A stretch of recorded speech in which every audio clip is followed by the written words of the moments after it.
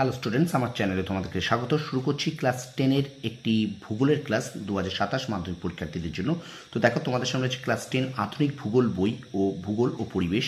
তো বুক ইন্ডিয়ার এই বইটি যুধিষ্ঠির হাজরা ও অনিরুদ্ধ হাজরার লেখা এই বইটা। তো এই বইটা থেকে আমরা বায়ুমণ্ডল যে অধ্যায়টা আছে, দ্বিতীয় অধ্যায়, তোমাদের সেকেন্ড ইউনিট টেস্টে আছে। তো দ্বিতীয় অধ্যায় থেকে যে এমসিকিউগুলো আছে এই বইটাতে, সেইগুলো আমরা সলভ করবো, ঠিক আছে? সেইগুলো আমি তোমাদের সামনে তুলে ধরছি, ঠিক আছে? তো অবশ্যই দারুণ একটি ক্লাস হতে চলেছে। ছোট্ট ক্লাস, মাত্র 3 থেকে 5 মিনিটের ক্লাস হবে। আমার ভিডিওগুলো 3 থেকে 5 মিনিটের বেশিও হয় না, তোমরা সবাই জানো। তো সুতরাং অবশ্যই কিন্তু তোমরা একটুখানি প্রথম থেকে শেষ পর্যন্ত দেখবে ভিডিওটা, আর অবশ্যই লাইক করবে, কমেন্ট করবে, বন্ধুদের মাঝে বেশি করে শেয়ার করবে, ঠিক আছে?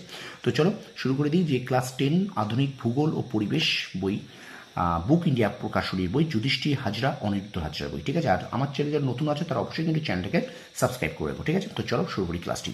দেখো, বায়ুমণ্ডল অধ্যায় এই বইটার, এই যে আধুনিক ভূগোল এই বইটা থেকে বায়ুমণ্ডল অধ্যায় থেকে আমরা প্রথমে এমসিকিউ করবো আছে, ঠিক আছে? বুক ইন্ডিয়া বইতে।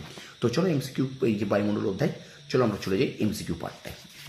চলো দেখো, যাদের এই বইটা নেই তারা খুব ভালো করে একটু দেখবে, ঠিক আছে? প্রত্যেকটা প্রশ্ন কিন্তু খুব গুরুত্বপূর্ণ, দেখে নাও। প্রথমে দেখো, বলছে বিকল্পগুলির থেকে সঠিক উত্তরটি নির্বাচন করে লেখো। দেখো, বায়ুমণ্ডলে কার্বন ডাই অক্সাইডের শতকরা উপস্থিতি প্রায়, এটা উত্তর হবে অপশান খ 0.03%। 1.2 দেখো, স্বাভাবিক উষ্ণতা হ্রাসের বৃদ্ধি দেখা যায় ট্রোপোস্ফিয়ারে।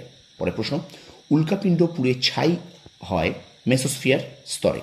পরের প্রশ্ন, ওজোন গ্যাসের অস্তিত্বের কথা প্রথম বলেন স্কোনলি।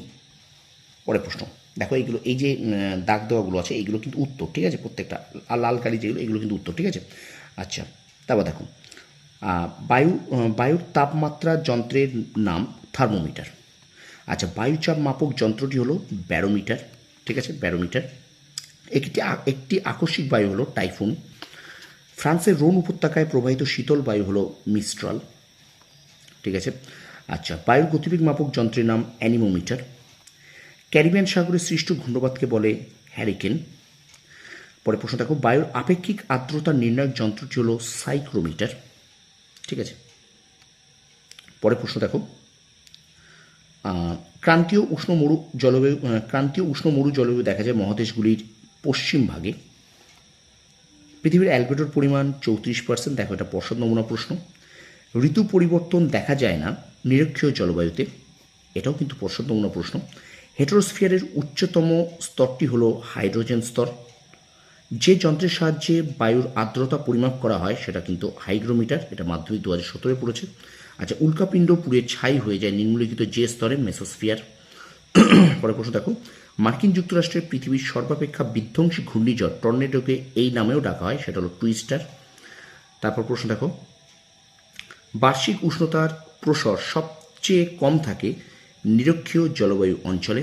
পরে প্রশ্ন, ফ্রান্সের রোন নদী উপত্যকায় প্রবাহিত শীতল স্থানীয় বায়ুকে, দেখো প্রশ্নটা, ফ্রান্সের রোন নদীর উপত্যকায় প্রবাহিত শীতল স্থানীয় বায়ুকে কি বলে? মিস্ট্রাল বলে, মিস্ট্রাল, ঠিক আছে? পরে প্রশ্ন, অশ্ব অক্ষাংশ অবস্থিত, দেখো উপক্রান্তীয় উচ্চচাপ বলয়।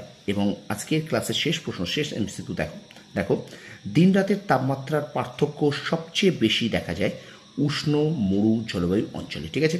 তো এই পর্যন্ত ছিল তোমাদের বুক ইন্ডিয়া প্রকাশনী যে বইটা আছে, সেখান থেকে আমি তোমাদের সামনে এমসিকিউগুলো তুলে ধরলাম। তো অবশ্যই তোমরা একটু লাইক করো, কমেন্ট করো, বন্ধুদের মাঝে বেশি করে শেয়ার করো। আর আমার চ্যানেল যারা নতুন আছে তারা অবশ্যই কিন্তু চ্যানেলকে সাবস্ক্রাইব করো, পাশে থাকা বেল আইকনটি প্রেস করে রাখবে, ঠিক আছে? তোমরা সফল হও, তোমাদের সাফল্য কামনা করি। ধন্যবাদ।